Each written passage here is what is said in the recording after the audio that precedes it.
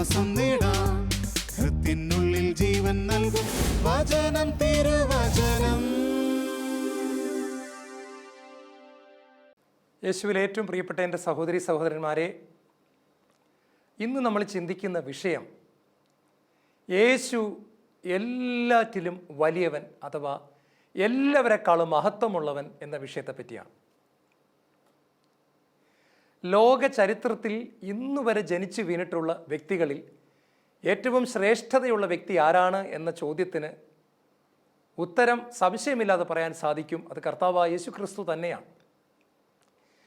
യേശുവിനെ ക്രൂശിക്കണം എന്ന് പറഞ്ഞ യേശുവിൻ്റെ ശത്രുക്കൾക്ക് പോലും യേശുവിൻ്റെ വ്യക്തിപരമായ ജീവിതത്തെപ്പറ്റി നെഗറ്റീവായിട്ടുള്ള ഒരു കാര്യം പോലും പറയാനായിട്ട് സാധിച്ചില്ല എന്നത് നമ്മൾ പ്രത്യേകമായിട്ട് ശ്രദ്ധിക്കണം. യേശുവിൻ്റെ വ്യക്തിപരമായ ജീവിതത്തെപ്പറ്റി എന്തെങ്കിലും ഒന്ന് അപകീർത്തിപ്പെടുത്തുന്ന തരത്തിൽ പറയാൻ അവരെ കൊണ്ട് പോലും സാധിച്ചിട്ടില്ല. അതായത് പ്രിയപ്പെട്ടവരെ, അത്രമാത്രം പരിശുദ്ധി നിറഞ്ഞ വ്യക്തിയെന്ന് ശത്രുക്കൾക്ക് പോലും സമ്മതിക്കേണ്ടതായിട്ട് വന്നു. ഇന്ന് നമ്മൾ വചനം തിരുവചന ശുശ്രൂഷയിൽ കർത്താവിൻ്റെ വചനം ആഴത്തിൽ ചിന്തിക്കുകയാണ്. യേശു എല്ലാവരെക്കാളും വലിയവൻ എന്നത്. ഒന്നാമതായിട്ട് നമ്മൾ ചിന്തിക്കുന്നു വിശുദ്ധ മത്തായി എഴുതിയ സുവിശേഷം 12-ാം അധ്യായത്തിൻ്റെ 6-ാമത്തെ തിരുവചനം. അവിടെ ഇങ്ങനെയാണ് പറയുന്നത്, ഇതാ ദേവാലയത്തെക്കാൾ വലിയവൻ. ഇത് കർത്താവ് പറയുന്നത് അന്ന് അവിടെ വസിച്ചിരുന്ന യഹൂദരായിട്ടുള്ള മനുഷ്യരോടാണ്. ഒരു യഹൂദനെ സംബന്ധിച്ചിടത്തോളം അവൻ്റെ ദേവാലയം എന്ന് പറയുന്നതാണ് അവൻ്റെ ഏറ്റവും വലിയ വിഷയം. അതായത് യഹൂദൻ്റെ ഒരു പ്രസ്റ്റീജായിട്ടുള്ള ഒരു ഇഷ്യൂ ആണ് അവരെ സംബന്ധിച്ചിടത്തോളം ദേവാലയം. ദേവാലയത്തിൻ്റെ കല്ലുകളെക്കുറിച്ച് പോലും അവർ അഭിമാനം കൊണ്ടിരുന്നു. കാണുക, എത്ര മഹത്തായ കല്ലുകൾ കൊണ്ടാണ് ഇത് കെട്ടിയിരിക്കുന്നത്. ദേവാലയത്തെക്കാൾ വലുതായിട്ട് എന്തെങ്കിലും ഉണ്ട് എന്ന് ചിന്തിക്കാൻ അവരെ കൊണ്ട് സാധിച്ചിരുന്നില്ല. ദേവാലയത്തിൽ നടക്കുന്ന ബലികൾ, കർമ്മങ്ങൾ, അവിടുത്തെ തിരുനാളുകൾ, അവിടുത്തെ അലങ്കാരങ്ങൾ, അവിടുത്തെ തോരണങ്ങൾ, അവിടുത്തെ തുന്നലുകൾ, ചിത്രപ്പണികൾ, അതിൻ്റെ പാരമ്പര്യം, ഇതിനെക്കുറിച്ചെല്ലാം യഹൂദന് വലിയ മതിപ്പും അഭിമാനവും ആയിരുന്നു. അത് കിട്ടിയ കാലം തൊട്ടുള്ള പാരമ്പര്യങ്ങൾ അവർ പറഞ്ഞിരുന്നു. അതിൽ അവർ ഊറ്റം കൊണ്ടിരുന്നു അഥവാ അഭിമാനം കൊണ്ടിരുന്നു. ഇവരെ നോക്കിക്കൊണ്ട് യേശു പറയാണ്, ഇതിനേക്കാളും വലിയ ഒരാളാണ് നിങ്ങളുടെ മുമ്പിൽ നിൽക്കുന്നത്. ഇതാ ഇത്രയും വലിയ ഈ ദേവാലയത്തെക്കാളും വലിയവൻ. അവർക്കത് അന്ന് ഉൾക്കൊള്ളാനായിട്ട് സാധിച്ചില്ല. പക്ഷേ യേശു തൻ്റെ വചനങ്ങളിൽ ഒരു കോംപ്രമൈസും ചെയ്യുന്നില്ല. യേശു പറയാണ്, ഏത് ദേവാലയത്തെക്കാളും വലുതാണ് യേശു എന്ന് പറയുന്ന വ്യക്തി. പ്രിയപ്പെട്ടവരെ, ഇത് നമ്മൾ മനസ്സിലാക്കണം. ഇന്ന് പുതിയ നിയമത്തിൻ്റെ കാലഘട്ടത്തിൽ ജീവിക്കുന്ന നമ്മളെ സംബന്ധിച്ചിടത്തോളം എല്ലാറ്റിനേക്കാളും വലുതാണ് യേശു ക്രിസ്തു എന്ന വ്യക്തിയുമായിട്ടുള്ള നമ്മുടെ സ്നേഹബന്ധം. അതിനപ്പുറം ഒന്നുമില്ല. ദൈവം നമുക്ക് തന്ന സമ്മാനമാണ് ദൈവത്തിൻ്റെ തന്നെ വചനമായ യേശു, ദൈവം തന്നെയായ യേശു. ഈ യേശുവുമായിട്ട് നമുക്കുണ്ടാകാവുന്ന ആഴമേറിയ സ്നേഹബന്ധമാണ് നമുക്കുണ്ടാക്കിയെടുക്കാവുന്ന ഏറ്റവും വലിയ ആത്മീയത എന്ന് പറയുന്നത്. അതിൻ്റെ അടിസ്ഥാനത്തിൽ നിന്നുകൊണ്ട് മാത്രമേ നമുക്ക് നമ്മുടെ ആത്മീയ ജീവിതം കെട്ടിപ്പൊക്കാനായിട്ട് പറ്റത്തുള്ളൂ. അതില്ല എങ്കിൽ ബാക്കിയെല്ലാം വെറുതെയാണ്. അതുകൊണ്ട് ഇന്നും കർത്താവ് നമ്മളോട് പറയുന്നു, നമ്മുടെ എല്ലാ ദേവാലയങ്ങളെക്കാളും യേശു ക്രിസ്തു വലിയവനാണ്. അടുത്തായിട്ട് മത്തായി സുവിശേഷം 12-ാം അധ്യായത്തിൻ്റെ 41-ാമത്തെ വചനത്തിൽ യേശു പറഞ്ഞു, ഇതാ യോനായേക്കാൾ വലിയവൻ. എന്താണ് ഈ യോനയേക്കാൾ വലിയവൻ എന്ന് പറഞ്ഞാൽ? പ്രവാചകന്മാരെക്കാളും വലിയവൻ. പ്രിയപ്പെട്ടവരെ, ഇന്ന് ധ്യാനങ്ങളുടെ കാലഘട്ടമാണ്, വരദാനങ്ങളുടെ കാലഘട്ടമാണ്. ചിലയിടത്തെങ്കിലും ഞാനൊരു കാഴ്ച കണ്ടിട്ടുണ്ട്, യേശുവിൻ്റെ സാന്നിധ്യത്തെക്കാളും വലുതാണ് വരങ്ങൾ. യേശു എന്ന് പറയുന്ന വ്യക്തിയെക്കാളും ചിലർക്കെങ്കിലും വരദാനങ്ങൾ വലുതായിട്ട് മാറുന്നു. ദർശനങ്ങൾ യേശുവിനേക്കാളും വലുതാകുന്നു. രോഗശാന്തികൾ യേശുവിനേക്കാളും മഹത്വമുള്ളതായിത്തീരുന്നു. അത്ഭുതങ്ങളും അടയാളങ്ങളും യേശുവിനോടൊത്തുള്ള ജീവിതത്തെക്കാളും മഹത്വമുള്ളതും വലുതും ഘോഷിക്കപ്പെടേണ്ടതുമായിട്ട് മാറുന്നു. അതിനെ തിരുത്തിക്കൊണ്ട് കർത്താവ് പറയാണ്, യേശു എന്ന് പറയുന്ന ഞാനിതാ യോനാ പ്രവാചകനേക്കാളും വലിയവൻ. പ്രിയപ്പെട്ടവരെ, പ്രവാചകരെ മുഴുവൻ റെപ്രസെൻ്റ് ചെയ്തുകൊണ്ട് യേശു പറയുകയാണ്, ഏതൊരു വരദാനത്തെക്കാളും, ഏതൊരു അത്ഭുതത്തെക്കാളും, ഏതൊരു അടയാളത്തെക്കാളും, ഏതൊരു വീര്യപ്രവൃത്തിയെക്കാളും, പരിശുദ്ധാത്മാവിൻ്റെ എല്ലാ കൃപാവരങ്ങളെക്കാളും, വചന പ്രഘോഷണത്തെക്കാളും, എന്തിന് സുവിശേഷ പ്രഘോഷണത്തെക്കാളും, ഇവാഞ്ചലൈസേഷനേക്കാളും, ധ്യാനങ്ങളെക്കാളും, കൗൺസിലിങ്ങിനേക്കാളും വലുതാണ് യേശു ക്രിസ്തു എന്ന വ്യക്തിയുമായിട്ടുള്ള ബന്ധം. യോനാ പ്രവാചകന്റെ പ്രത്യേകത എന്താണ്? 3 രാവും 3 പകലും യോനാ പ്രവാചകൻ തിമിംഗലത്തിൻ്റെ വയറ്റിൽ ദഹിക്കപ്പെടാതെ കിടന്നു. അതായത് മരണം കാണാതെ തിമിംഗലത്തിൻ്റെ വയറ്റിൽ കിടന്ന് സുരക്ഷിതമായിട്ട് പുറത്തു വന്ന മനുഷ്യനാണ്. ഒരു രാജ്യത്തെ മുഴുവൻ സുവിശേഷ പ്രഘോഷണത്തിലൂടെ മാനസാന്തരപ്പെടുത്തി ദൈവത്തിലേക്ക് തിരിച്ച വ്യക്തിയാണ്. എന്നിട്ടും യേശു പറയുകയാണ്, ഇതാ യോനായേക്കാളും വലിയവൻ. ഇന്ന് ആളുകൾ ധ്യാനം കൂടാൻ പോകുന്നത് നല്ല കാര്യമാണെങ്കിലും പലപ്പോഴും ധ്യാനം കൂടാൻ പോകുന്നത് ഒരു ഭൗതികമായ ആവശ്യം സാധിച്ചു കിട്ടുക എന്നുള്ളത് മാത്രം ലക്ഷ്യം വെച്ചുകൊണ്ട് ആദ്യത്തെ ദിവസം മുതൽ അവസാനത്തെ ദിവസം വരെയും ഈ ഒരു ഭൗതിക ലക്ഷ്യത്തെ മാത്രം മുൻനിർത്തിക്കൊണ്ട് പ്രാർത്ഥിക്കുന്ന ആളുകളെ കണ്ടിട്ടുണ്ട്. ഭൗതികമായ ആവശ്യം പ്രാർത്ഥിക്കുന്നതിൽ യാതൊരു തെറ്റുമില്ല. പക്ഷേ മുൻഗണന അതിനായി തീരുമ്പോൾ നമ്മുടെ ജീവിതത്തിൻ്റെ താളം തെറ്റിപ്പോവുകയാണ്, നമ്മുടെ ജീവിതം പാളിപ്പോവുകയാണ്, നമ്മുടെ ജീവിതം പരാജയപ്പെടുകയാണ്. അതുകൊണ്ട് യേശു പറയാണ്, എല്ലാ പ്രവചനങ്ങളെക്കാളും, ഭാവി അറിയുന്ന പ്രവചന വരത്തെക്കാളും, ദർശന വരങ്ങളെക്കാളും, മരിച്ചവരെ ഉയർപ്പിക്കുന്നതിനേക്കാളും ഏറ്റവും മഹത്തരമായ കാര്യമാണ് യേശു ക്രിസ്തു എന്ന് പറയുന്ന വ്യക്തിയെ കണ്ടെത്തുന്നത്. യേശു എന്ന് പറയുന്ന വ്യക്തിയും നമ്മളുമായിട്ടുള്ള സ്നേഹബന്ധമാണ് ദൈവത്തിന് ഏറ്റവും വിലപ്പെട്ടത്, ദൈവത്തിന് ഏറ്റവും പ്രധാനപ്പെട്ടത്. നമ്മളും അതിനെ വിലയുള്ളതായിട്ട് കാണണം. അത്ഭുതങ്ങളും അടയാളങ്ങളും വളരെ നല്ലതാണെങ്കിലും അത് യേശു ക്രിസ്തുവിലേക്ക് നയിക്കുന്ന ചൂണ്ട് പലകകൾ മാത്രമാണ് എന്നുള്ള സത്യം നമ്മൾ തിരിച്ചറിയണം. മാത്രമല്ല, യേശുവിനെ നമ്മൾ രുചിച്ചറിഞ്ഞു കഴിഞ്ഞാൽ പിന്നീട് നമുക്ക് യേശുവിനെ ഭക്ഷിച്ചു മാത്രമേ വളരാനായിട്ട് സാധിക്കത്തുള്ളൂ. യേശുവിനെ തിന്നു മാത്രമേ നമുക്ക് ആത്മീയ ജീവിതത്തിൽ മുന്നോട്ട് പോകാനായിട്ട് സാധിക്കത്തുള്ളൂ. മൂന്നാമത്, വിശുദ്ധ മത്തായി എഴുതിയ സുവിശേഷം 14-ാം അധ്യായം 22-ാമത്തെ തിരുവചനത്തിൽ യേശു പറഞ്ഞു, ഇതാ സോളമനേക്കാൾ വലിയവൻ. സോളമനേക്കാൾ വലിയവൻ എന്ന് പറഞ്ഞാൽ എന്താ അർത്ഥം?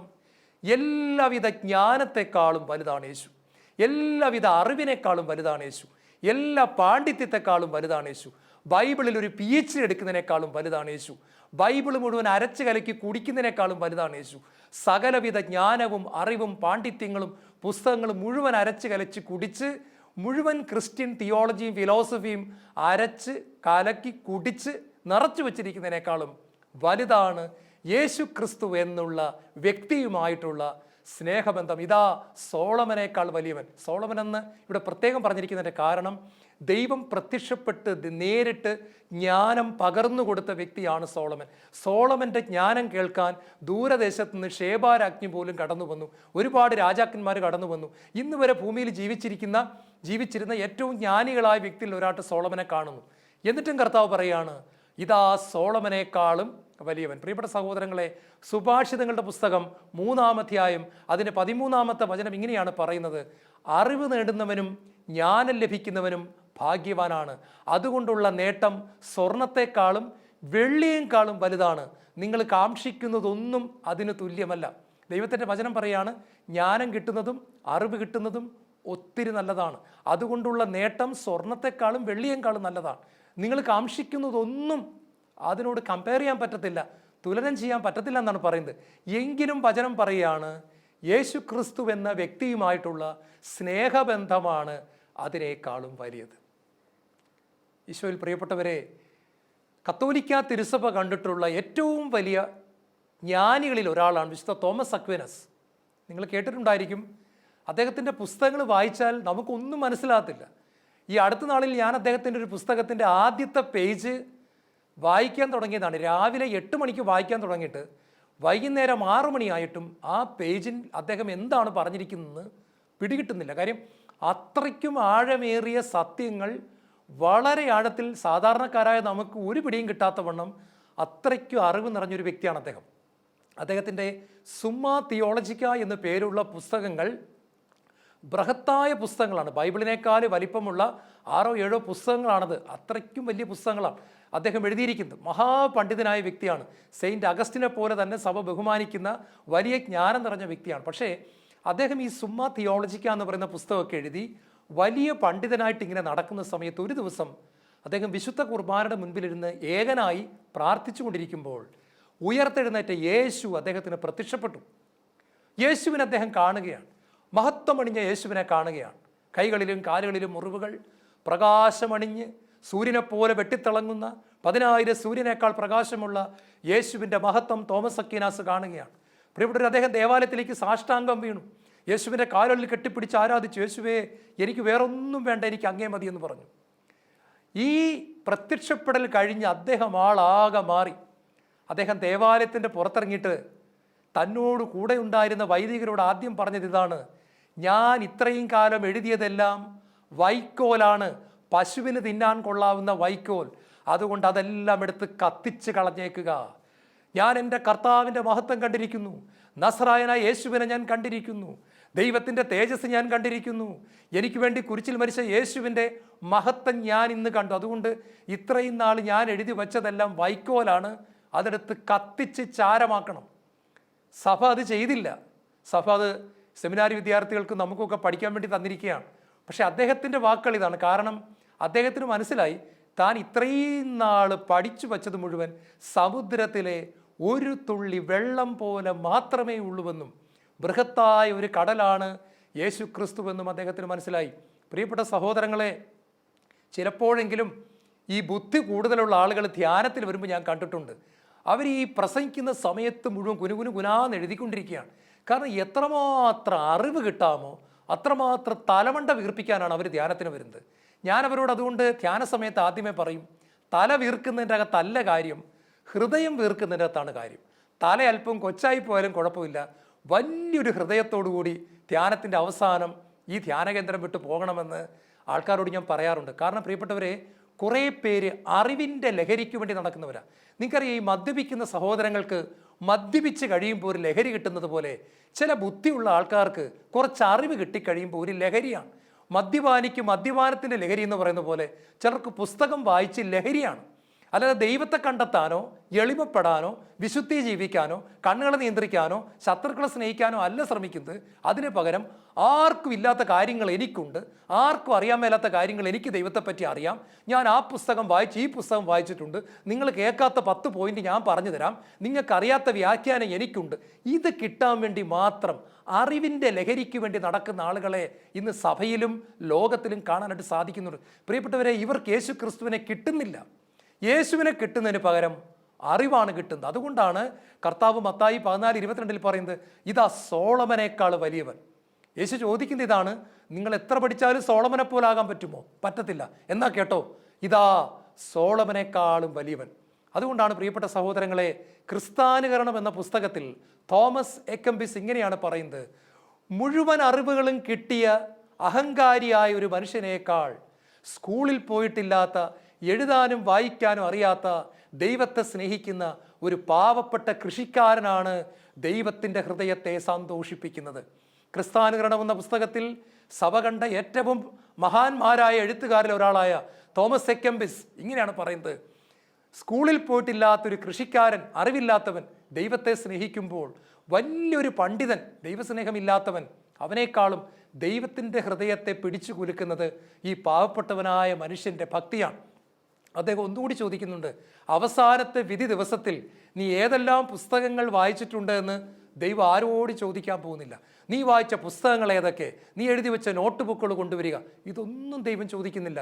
ദൈവം ചോദിക്കാൻ പോകുന്നത് നീ എന്നെ എത്രമാത്രം സ്നേഹിച്ചു, എൻ്റെ സ്നേഹത്താൽ നിറഞ്ഞ് നീ മനുഷ്യരെ എത്രമാത്രം സ്നേഹിച്ചു. ഈ ചോദ്യങ്ങളാണ് നമ്മുടെ പക്കലേക്ക് ചോദിക്കാനായിട്ട് പോകുന്നത്. അതുകൊണ്ടാണ് കർത്താവ് പറയുന്നത്, ഇതാ സോളമനേക്കാളും വലിയവൻ. പ്രിയപ്പെട്ട സഹോദരങ്ങളെ, നാലാമതായിട്ട് നമ്മൾ ചിന്തിക്കുന്നത്, നമ്മൾ ഞെട്ടിപ്പോകുന്ന കാര്യമാണ്. ഇതാ വചനത്തെക്കാളും വലിയവൻ. യോഹന്നാന്റെ സുവിശേഷം 5-ാം അധ്യായത്തിൻ്റെ 39-ാമത്തെ വാക്യത്തിൽ യേശു ഇങ്ങനെയാണ് പറയുന്നത്: തിരുവചനങ്ങൾ നിങ്ങൾ പഠിക്കുന്നു, എന്തെന്നാൽ അവയിൽ നിത്യജീവൻ ഉണ്ട് എന്ന് നിങ്ങൾ വിചാരിക്കുന്നു, കാരണം അത് എന്നെക്കുറിച്ച് സാക്ഷ്യം നൽകുന്നു, എങ്കിലും നിങ്ങൾ എൻ്റെ അടുത്തേക്ക് വരുന്നില്ല. പ്രിയപ്പെട്ടവരെ ശ്രദ്ധിക്കണമേ, യേശു പറയുകയാണ്, ഞാൻ വചനത്തെക്കാളും വലിയവനാണ്. ഇവിടെ യേശു വചനം പഠിക്കുന്ന ബൈബിൾ സ്കോളേഴ്സിനോട്, വചനം കാണാപ്പാഠം പഠിക്കുന്നവരോട് പറയുകയാണ്, നിങ്ങളിതെല്ലാം പഠിക്കുന്നുണ്ടെങ്കിലും നിങ്ങൾ എൻ്റെ അടുത്തേക്ക് വരുന്നില്ല. ഞാനെന്ന് പറയുന്ന വ്യക്തിയുമായിട്ട് നിങ്ങൾക്കൊരു സ്നേഹബന്ധം ഉണ്ടാകുന്നില്ല. യേശു പറയുന്നതിൻ്റെ അർത്ഥം ഇതാണ്: യേശുവിനോട് സ്നേഹമില്ലാതെയും നമുക്ക് ബൈബിൾ വായിക്കാം, യേശുവിനോട് സ്നേഹമില്ലാതെയും നമുക്ക് ബൈബിൾ ക്വിസിൽ പങ്കെടുക്കാം, യേശുവിനോട് സ്നേഹമില്ലാതെയും കാറ്റഗിസം പരീക്ഷയ്ക്ക് നമുക്ക് 1-ാം റാങ്ക് വാങ്ങിക്കാം, യേശുവിനോട് സ്നേഹമില്ലാതെയും വചനം പ്രസംഗിക്കാം, യേശുവിനോട് സ്നേഹമില്ലാതെയും വചനത്തിൽ PhD എടുക്കാം, യേശുവിനോട് സ്നേഹമില്ലാതെയും വചനം മുഴുവൻ കാണാപ്പാഠം വേണമെങ്കിൽ പഠിക്കാം എന്നാണ് യേശു പറയുന്നത്. അതിൻ്റെ ഏറ്റവും വലിയ തെളിവാണ് ഹെറോദേസിൻ്റെ കൊട്ടാരത്തിൽ ബൈബിൾ പണ്ഡിതന്മാരെ മുഴുവൻ ഹെറോദേസ് വിളിച്ചു വരുത്തിയിട്ട് ചോദിക്കുന്നുണ്ട്, അല്ലയോ പണ്ഡിതന്മാരെ, നിങ്ങൾ പഴയ നിയമം, അന്ന് പഴയ നിയമമേ ഉള്ളൂ, നിങ്ങളിത് മുഴുവൻ അരച്ച് കലക്കി കുടിച്ചവരല്ലേ, യേശു എവിടെയാണ് ജനിക്കാൻ പോകുന്നത്?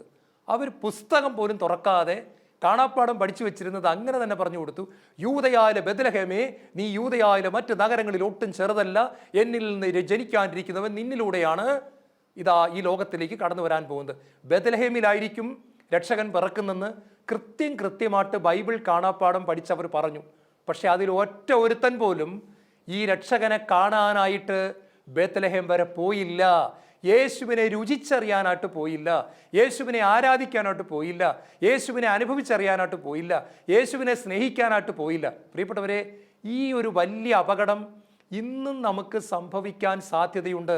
ബൈബിൾ മുഴുവൻ കാണാപ്പാഠം പഠിച്ച് അതിൽ വലിയ പാണ്ഡിത്യം എടുക്കുന്ന സമയത്തും നമുക്ക് പാപത്തിൽ തുടർന്നുകൊണ്ട് യേശുവിനെ വേദനിപ്പിച്ച് ജീവിക്കാനുള്ള ഒരു വലിയ പോസിബിലിറ്റി ഉണ്ട്, ഒരു വലിയ സാധ്യതയുണ്ട്.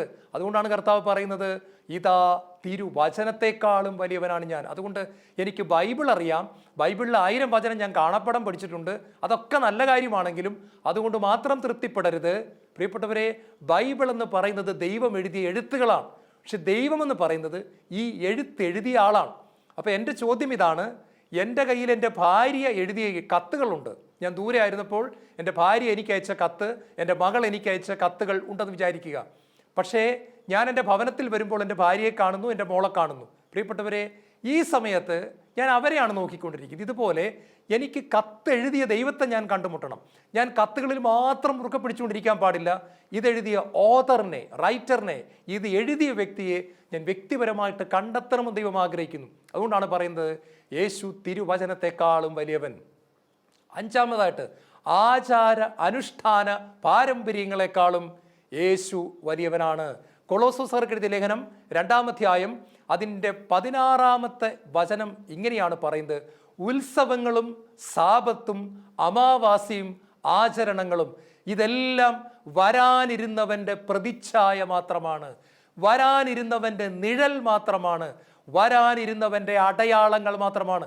ശ്രദ്ധിച്ച് കേൾക്കണമേ, പരിശുദ്ധാത്മാവ് ഇവിടെ വ്യക്തമായിട്ട് പറയുകയാണ്, നമ്മുടെ ഉത്സവങ്ങൾ, നമ്മുടെ ആചരണങ്ങൾ, നമ്മുടെ അമാവാസികൾ, നമ്മുടെ പെരുന്നാളുകൾ, നമ്മുടെ ആഘോഷങ്ങൾ എല്ലാം നല്ലതാണെങ്കിലും ഇതെല്ലാം വരാനിരുന്ന യേശു ക്രിസ്തുവിൻ്റെ നിഴൽ മാത്രമാണ്, അഥവാ പ്രതിച്ഛായ മാത്രമാണ്, അഥവാ ഒരു അടയാളം മാത്രമാണ്. തൊട്ടടുത്ത വചനം, യാഥാർത്ഥ്യമാകട്ടെ ക്രിസ്തുവും. Reality is Jesus Christ. യേശുവാണ് യാഥാർത്ഥ്യം, യേശുവാണ് പൊരുൾ, യേശുവിനെയാണ് നമ്മൾ സ്വന്തമാക്കേണ്ടത്. ഇന്നും ക്രിസ്തീയ ലോകത്തിലും സഭയിലും നമുക്ക് കാണാൻ പറ്റുന്നു, ഒരുപാട് മനുഷ്യർ ആചാരങ്ങളിലും അനുഷ്ഠാനങ്ങളിലും പാരമ്പര്യങ്ങളിലും മാത്രം കെട്ടിക്കിടക്കുന്നു. പാരമ്പര്യം നല്ലതാണ്, ആചാരാനുഷ്ഠാനം നല്ലതാണ്, അതിലൂടെ യേശു ക്രിസ്തുവിനെ കണ്ടെത്തണമെന്നതാണ് ദൈവഹിതം, സഭയും പഠിപ്പിക്കുന്നത്. പക്ഷേ അങ്ങോട്ടേക്ക് കയറാതെ അതിൽ മാത്രം മുറുകെ പിടിച്ച് കിടന്നുകൊണ്ട് യേശു ക്രിസ്തുവുമായിട്ട് ഒരു ബന്ധവുമില്ലാതെ ജീവിക്കുന്ന ഒരുപാട് മനുഷ്യർ ഇന്ന് ലോകത്തുണ്ട്. അതുകൊണ്ടാണ് കർത്താവ് പറയുന്നത്, ഞാൻ ആചാരങ്ങളെക്കാളും അനുഷ്ഠാനങ്ങളെക്കാളും പാരമ്പര്യങ്ങളെക്കാളും ഞാൻ വലുതാണ്. കൊളോസ്സോസ് 2:19 പറയുന്നു, അവർ ശിരസിനോട് ഗാഢബന്ധം പുലർത്തുന്നില്ല. പ്രിയപ്പെട്ടവരെ, ഇപ്രകാരം ഇതിൻ്റെ അകത്ത് മാത്രം കെട്ടിക്കിടക്കുന്നവർ ശിരസിനോട് ഗാഢബന്ധം പുലർത്തുന്നില്ല, യേശുവിനോട് ആഴമേറിയ ബന്ധമില്ല. ഒരു ഉദാഹരണം ഞാൻ പറയാം. നമ്മൾ ഈ ധൂപം അർപ്പിക്കത്തില്ലേ, ദേവാലയത്തിലെ ധൂപം, നമ്മൾ ധൂപം അർപ്പിക്കുന്നത്, കുന്തിരിക്കം പുകയ്ക്കുന്നു. ഇത് എന്തിനെയാണ് കാണിക്കുന്നത്? വെളിപാട് പുസ്തകത്തിൽ പറയാണ്, ഈ പുക അല്ലെങ്കിൽ കുന്തിരിക്കത്തിൻ്റെ ധൂപം എന്ന് പറയുന്നത് ഒരു അടയാളമാണ്, ഒരു നിഴലാണ്. അതിൻ്റെ പൊരുളെന്ന് പറയുന്നത് വിശുദ്ധിയിൽ ജീവിക്കുന്ന മനുഷ്യരുടെ പ്രാർത്ഥനയാണ്. സ്വർഗത്തിലേക്ക് ഉയർന്നുകൊണ്ടിരിക്കുന്ന വിശുദ്ധിയിൽ ജീവിക്കുന്ന മനുഷ്യരുടെ പ്രാർത്ഥനയാണ് ശരിക്കും പറഞ്ഞാൽ ധൂപം എന്ന് പറയുന്നത്. ഇതുപോലെ പഴയ നിയമത്തിൽ കാണുന്ന മുഴുവൻ കാര്യങ്ങളും പുതിയ നിയമത്തിൽ വെളിപ്പെട്ട യേശു ക്രിസ്തുവിനെയാണ് കാണിക്കുന്നത്. റിയാലിറ്റി എന്ന് പറയുന്നത് യേശു എന്ന് പറയുന്ന വ്യക്തി തന്നെയാണ്. പ്രിയപ്പെട്ടവരെ, ഇത് നമ്മൾ മനസ്സിലാക്കാത്തടത്തോളം കാലം നമ്മൾ സഭയിലെ അംഗമായി തുടരുകയും എല്ലാ ആചാരങ്ങളും അനുഷ്ഠാനങ്ങളും അനുഷ്ഠിക്കുകയും യേശുവിനെ ഒരിക്കൽ പോലും രുചിച്ചറിയാതെ പോകാനുള്ള, ഒരു വിജാതിയൻ ജീവിക്കുന്നത് പോലെ ജീവിച്ച് മരിക്കാനുള്ള ഒരു അപകട സാധ്യത നമ്മുടെ മുൻപിലുള്ളതുകൊണ്ട് യേശു നമ്മളെ ഓർപ്പിക്കുകയാണ്, ആചാരങ്ങളെക്കാളും അനുഷ്ഠാനങ്ങളെക്കാളും പാരമ്പര്യങ്ങളെക്കാളും ഞാൻ വലിയവനാണ്. അവസാനമായിട്ട് യേശു സഭയെക്കാളും വലുതാണ്. ഇത് പറയുമ്പോൾ നമ്മൾ ഞെട്ടിപ്പോകരുത്. കാരണം ഞാൻ കണ്ടിട്ടുണ്ട്, യേശുവിനോട് സ്നേഹമില്ലാതെ സഭയെ സ്നേഹിക്കുന്ന ആളുകളെ ഞാൻ കണ്ടിട്ടുണ്ട്. അതിൻ്റെ ഏറ്റവും വലിയൊരു അടയാളമാണ് പ്രിയപ്പെട്ടവരെ, പാപത്തിൽ തുടരുകയും അതേസമയം സഭയിലെ പല കാര്യങ്ങളിലും പല ജോലികളിലും വ്യാപൃതരായിരിക്കുകയും ചെയ്യുന്നു. യേശുവിനോട് യാതൊരു ബന്ധവുമില്ല. രാഷ്ട്രീയ പാർട്ടിക്കാരെ പോലെയാണ്. ഉദാഹരണമായിട്ട് പറഞ്ഞാൽ, ഒരു രാഷ്ട്രീയ പാർട്ടിയിൽ ഒരു അപ്പനും അമ്മയും വിശ്വസിക്കുന്നെങ്കിൽ മിക്കവാറും അവർക്കുണ്ടാകുന്ന കുഞ്ഞുങ്ങൾ അപ്പൻ്റെ അമ്മയുടെയും രാഷ്ട്രീയ പാർട്ടി തന്നെ വിശ്വസിക്കും.